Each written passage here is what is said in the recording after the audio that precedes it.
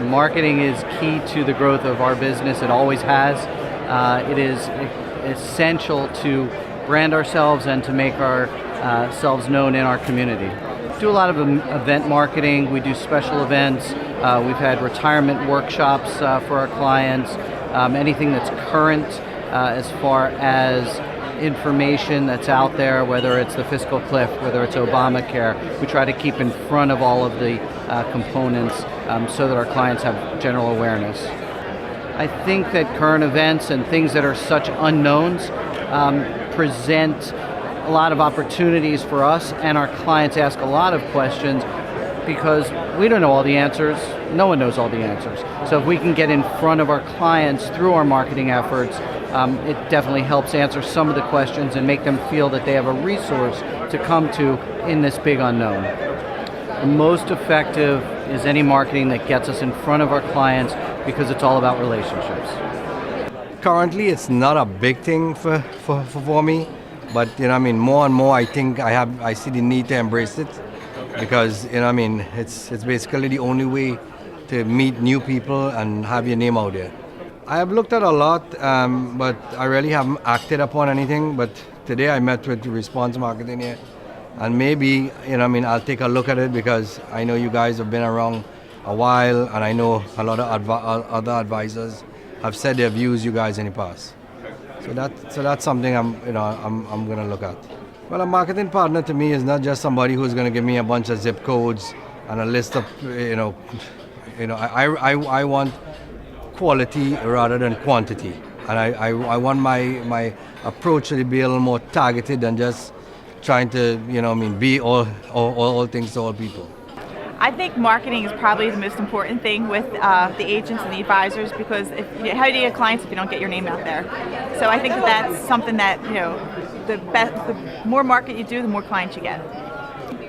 I definitely think the client appreciations is something that's kind of coming up a lot. Seminars are still pretty strong with our reps, more of an educational type of deal. Websites, of course, we see a lot more of Facebook coming in and LinkedIn being used, and it's something that we sort of support here at our broker-dealer. Obviously, I think the most effective is the seminars. I mean, the fact that you get in front of people, you get a chance to see them firsthand, you get that chance to meet the person. So from there, they already know what they're kind of getting versus, they have an actual interaction with the person they could be working with. Incorporating seminars in our practice, I think it's commitment. I think sometimes you have to realize that you have to spend to make. If you don't do it all the way, you're not going to get the kind of results that you think. One time's not enough. You have to kind of do it over and over until you get the system perfected. Yeah, I guess, you touch on it. It's marketing. It's finding the right people, getting in front of the right people, knowing which program is going to fit their practice. That's the main thing is, there's so many different forms of marketing. What do you do as an advisor? That's what we get a lot. Brandon, how do I get in front of more people, see more people? So it's finding that right marketing program to fit the right advisor. That's the toughest thing out there. Yeah, Social Security is huge right now. Social Security is one of the biggest hot buttons out there with the baby boomer generation, obviously.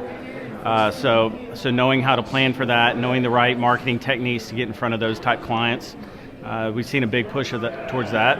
Also inflation, we see a big push on inflation. It's more topical, but I think you hit the nail on the head with Social Security. That's the big one right now. That's what everybody's interested in doing. Yeah, they don't know how to do it, right? It's finding the right partner to help develop that stuff for them, whether it's a Facebook page for their business, videos for their practice, getting them on Twitter, setting them up. Most advisors, unless, typically they don't know exactly, they know those programs, but they don't know how to utilize those programs to best suit their practice and get the word out there, to advertise for their business. So that's the challenge that they have. There'd be a lot of questions. There's not one marketing strategy that's going to fit any one advisor. So I'm going to ask you a lot of questions about your practice. You know, do you have a center of influence? Do you have, how do you get your clients now? Is it word of mouth? Have you ever done any public speaking before? Have you ever worked direct mail before? You know, really try to get a good feel for their practice, who they are as an advisor, how they're positioned in the community.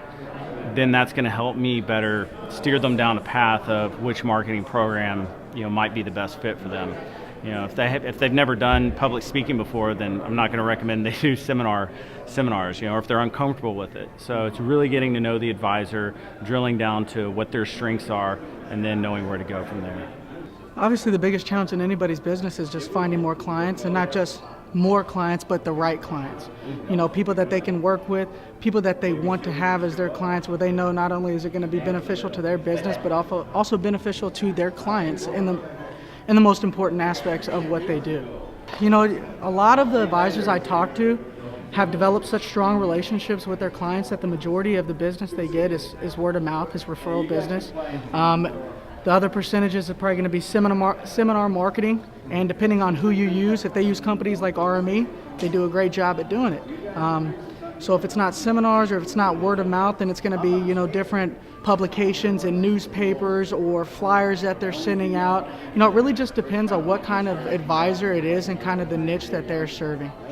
You know, to be honest, with the amount of regulations that are placed on our advisors when it comes to what they can and cannot put on social media, the conversations that are centered around that, you know, I don't talk to a lot that say, yeah, I'm doing a lot on Facebook or a lot on, you know, LinkedIn, whatever it may be. So no, in my personal experience, I'm not seeing a lot of people that are marketing that way. I mean, of course, they're getting their name out as far as what they do, but it's tough. I mean, there's so many restrictions on what they can put that, you know, it's kind of up in the air. Oh, yeah, always. You know, and especially when times are a little bit tougher, you'll find that the reps that are not cutting back on their marketing in tough times are the ones that when times get better, the people are going to. You know, the last thing you want to do, even when things are tough, is to cut your marketing, because we know it's still an investment into your business, not necessarily an expense. It's huge. I mean, the amount of exposure you can get with it, I mean, it's just exponential. And there's so many different ways. I mean, the thing I love about marketing is that it is what you make it. And the more you can do with it, the better it is. So there's press releases, there's advertisements, there's social media. I mean, the sky's the limit, in my opinion, with marketing. And if nobody knows you're there, how do you expect your business to grow? So marketing, in my opinion, is probably one of the most important aspects to an advisor's business. They can always get new products and they can always sell different things or help with anything. But if they don't have marketing to tell people what they have, there's no way they're going to expand. Yeah, no, Social Security is definitely a big one, especially with everything that's going on. Another one is Obamacare. A lot of the advisors that work with doctors or pharmaceutical or anything like that, they're kind of nervous about what to talk about, what they shouldn't say, what they should say. And so I always ask them or tell them to get more educated on what's going on with the Obamacare and what's going on with like fiscal cliff and things, because that's going to impact everybody. And a lot of retirement guys are really nervous about it right now.